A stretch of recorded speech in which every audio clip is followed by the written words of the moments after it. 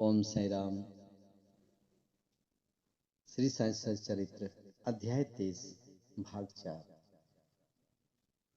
पिछले भाग में हमने सुना कि सामा भी अब रामदास को जो है पंचरत्न गीता की 10 प्रतियां देने को तैयार हो गया और इस प्रकार से जो उन दोनों के बीच में जो झगड़ा हो रही थी वो शांत हो गया। इससे आगे अब हम लोग पढ़ेंगे कि जोग को गीता पढ़ने को कहना। एक समय बापू साहेब जोग एक पार्सल आया जिसमें श्री लोकमान्य तिलक कृत गीता भाष्य की एक प्रति थी, जिसे एक आंख में दबाए हुए मस्जिद में आए। जब वे चरण वंदना के लिए झुके तो पार्सल बाबा के श्री चरणों पर गिर पड़ा। तब बाबा उनसे पूछने लगे कि इसमें क्या है।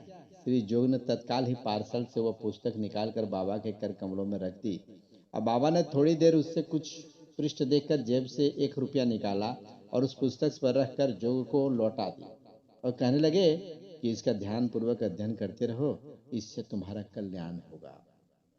श्रीमान और श्रीमती खाड़पड़े की कथा। एक बार श्री दादा साहेब खाड़पड़े सकुटुंब शिरडी गए और कुछ मास वहीं ठहरे और एक धनाढ्य अमरावती के सुप्रसिद्ध वकील तथा केंद्रीय धारा सभा दिल्ली के सदस्य थे। वे विद्वान प्रवीण वक्ता भी थे। इतने गुणवान होते हुए भी उन्हें बाबा के समझ मुंह खोलने का साहस न होता था। अधिकांश भक्तगण तो बाबा से हर समय अपनी शंका का समाधान कर लिया करते थे। केवल खारपड़े, नुलकर और बुट्टी ही ऐसे थे जो सदैव मौन धारण किए रहते थे। और दादा साहेब विद्यारण स्वामी द्वारा रचित पंचदर्शी नामक प्रसिद्ध संस्कृत ग्रंथ, जिसमें अद्वैत वेदांत का वर्णन है और उसका विवरण दूसरों को तो समझाया करते थे, परंतु जब वे बाबा के समीप मस्जिद में आए तो एक शब्द का भी उच्चारण न कर सके। दादा 4 मास तथा उनकी पत्नी 7 मास वहां ठहरी। वे दोनों अपने शिरडी प्रवास से अत्यंत प्रसन्न थे। श्रीमती खारपड़े श्रद्धालु तथा पूर्ण भक्त थी, इसलिए उनका साईं चरणों में अत्यंत प्रेम था। प्रतिदिन दोपहर को वे स्वयं नैवेद्य लेकर मस्जिद जाती और जब बाबा उसे ग्रहण कर लेते तब वे लौट कर अपना भोजन करती थी। बाबा उनकी अटल श्रद्धा की झांकी का दूसरों को भी दर्शन कराना चाहते थे।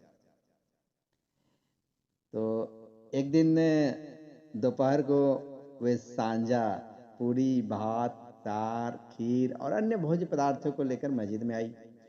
अन्य दिनों तो भोजन प्राय घंटों तक बाबा की प्रतीक्षा में पड़ा रहता था, परंतु उस दिन वे तुरंत ही उठे और भोजन के स्थान पर आकर आसन ग्रहण कर लिया और थाली पर से कपड़ा हटाकर उन्हें रुचि पूर्वक भोजन करना प्रारंभ कर दिया।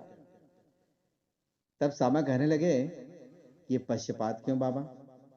दूसरों की थालियों पर तो आप दृष्टि तक नहीं डालते, उल्टे उन्हें फेंक देते हैं, परंतु आज इस भोजन को आप बड़ी उत्सुकता और रुचि से खा रहे हैं। आज इस बाई का भोजन आपको इतना स्वादिष्ट क्यों लगा? इस विषय तो हम लोगों के लिए बड़ा एक समस्या बन गया है। चलिए इसे आगे भी हम लोग सुनेंगे इस ऑडियो और वीडियो के माध्यम से। तब तक के लिए ओम साई राम, जय जय साई राम। आप सभी खुश रहिए, सुखी रहिए और संपन्न रहिए और स्वस्थ रहिए। ओम साई राम।